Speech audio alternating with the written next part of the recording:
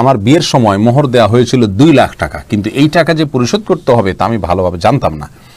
এখন আমি টাকাগুলো পরিশোধ করতে চাই, যদিও এটা আমার জন্য কষ্টকর। আমি বিয়ের পর আমার স্ত্রীকে স্বর্ণ দিয়েছি, এখন যদি এই স্বর্ণগুলো দাম ধরে এবং 2 লাখ টাকা হতে যত বাকি থাকে তা দিয়ে মহারণা পরিশোধ করি, তাহলে কি আমার মোহর আদায় হবে? আর আমার স্ত্রী মহারণার টাকাগুলো নিতে একদম নারাজ। আপনার স্ত্রী টাকা নিতে নারাজ, তো আপনি বেঁচেই গেছেন। আপনার তো রাস্তা আলহামদুলিল্লাহ সহজ হয়েই গেল যে আপনার স্ত্রী নিজে নিতেই চাচ্ছেন না। আল্লাহ সুবহানাহু ওয়া তাআলা বলেছেন, স্ত্রী যদি তোমাদেরকে মহারণা কিছু ছাড় দেয় ফাকুলুহু হানিআম মারিআ, তাহলে তোমরা সেটা খেতে পারো, ভোগ করতে পারো। আপনার স্ত্রীকে যেই স্বর্ণগুলো আপনি দিয়েছেন, উচিত ছিল তখনই এটাকে মহারণার বাবদ দেওয়া, তাহলে আপনি মুক্ত হয়ে যেতে পারতেন।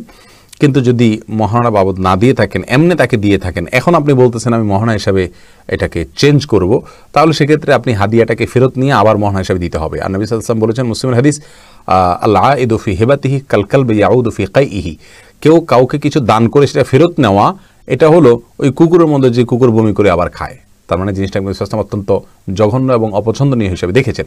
আপনি স্ত্রীকে দিয়ে দিয়েছেন, ওটা হাদিয়া হয়ে গেছে, শেষ। এখন আপনি আবার ওটাকে মহারণার নিয়ত করা মানে হলো তাকে ফেরত নিয়ে তার কাছ থেকে আবার নতুন করে আরেকটা নিয়ত করা, যেটা অসুন্দর হবে। এখন আপনার সাধ্যে যেটুকু আছে সেটুকু দেন। এরপর স্ত্রী যদি আপনাকে সন্তুষ্ট চিত্তে মনের গভীর থেকে সত্যিই তিনি মাফ করে দেন, তাহলে ইনশাল্লাহ আপনি মুক্ত হয়ে যাবেন। আর চাইলে আপনি মহারণাকে ফেরত নিয়ে, যেহেতু স্বর্ণকে আপনি ফেরত নিয়ে আপনি মহারণা হিসাবে এখন দিতে পারেন, যদিও কাজটা অনুচিত হবে।